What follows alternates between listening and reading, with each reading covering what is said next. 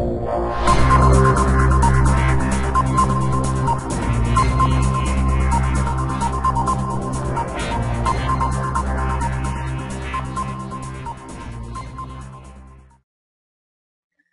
everybody, it's the 19th of November 2011 and I just want to speak regarding the carbon tax. As a lot of people now are aware, of course, the carbon tax has been passed through Parliament and will be introduced on the 1st of July 2012. But as you know, just before the carbon tax was actually passed, we had numerous commercials on the TV and radio explaining the impact it can have on consumers in regards to price increases, as well as the effect it could have on businesses. And what I have noticed is that these commercials have now ceased since the carbon tax itself has been passed by Parliament. And the thing is, the question I was asking myself is, why is this the case? And I have come across the ACCC file regarding the carbon tax, and it's quite shocking as regards to what has actually been imposed by law by the government. And one of the reasons why these commercials have have ceased in regards to informing us exactly what's going on. So just before we cross over to that, I'll just read the following to you. The Australian government has been forced to impose draconian punishments on retailers merely for complaining or informing their customers about how the new rules will cause price hikes. Directed by the Australian government to undertake compliance and enforcement role in relation to claims made about the impact of the carbon price, which in real terms means that firms can be fined up to $1.1 million merely for running promotions that suggest tax will cause price to rise, such as beat the carbon tax, buy now, or buy now before the tax bites. Also, moving along just a little bit further, the energy costs in Australia have already risen by 17% in the last 6 months, with a huge jump in the number of people who have had their electricity supply cut off because of their inability to afford the hike. And we know this is only going to increase further once the carbon tax comes into effect next year. Carbon trading schemes are directly connected to people in third world nations like Honduras and Uganda, being brutally evicted from their land, in some cases slaughtered and in cold blood.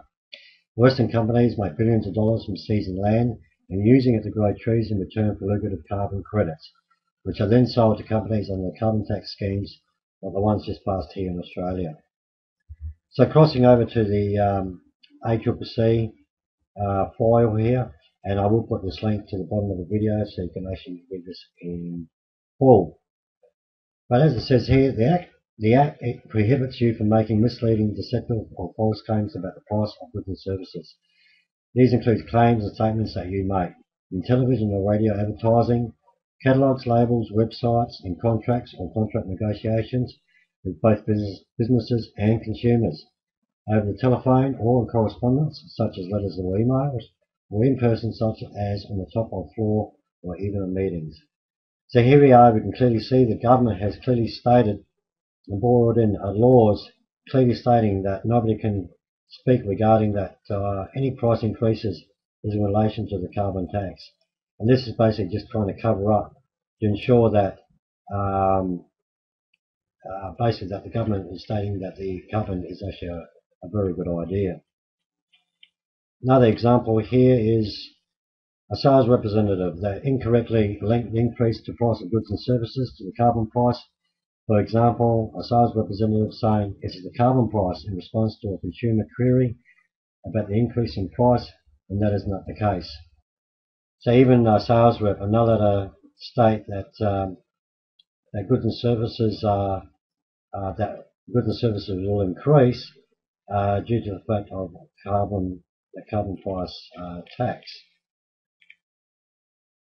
Another thing here as well, beat the carbon tax by now. Our prices will be hit hard when the carbon price comes in, by now before the carbon tax bites. So again, this is stating that nobody's allowed to have commercials or advertise in any shape or form in regards to any specials prior to the carbon tax coming into effect on July 1st, 2012. Also here on July 1st, 2012, a bakery puts up a sign inside the shop alerting customers that the price of some of its products will increase by 5% on 1st of August 2012. Staff advised customers that the rise is due to a new carbon price.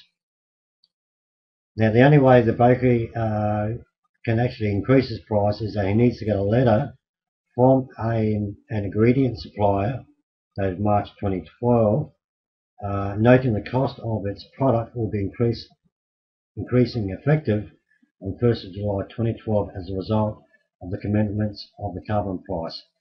Basically what this is stating, that if you want to increase the price of your services onto customers, that you need to get a letter from the suppliers, for instance wheat in regards to the bakery here, or flour, and that the supplier has to inform them that the increase of the supply of flour is due to the fact of the carbon tax.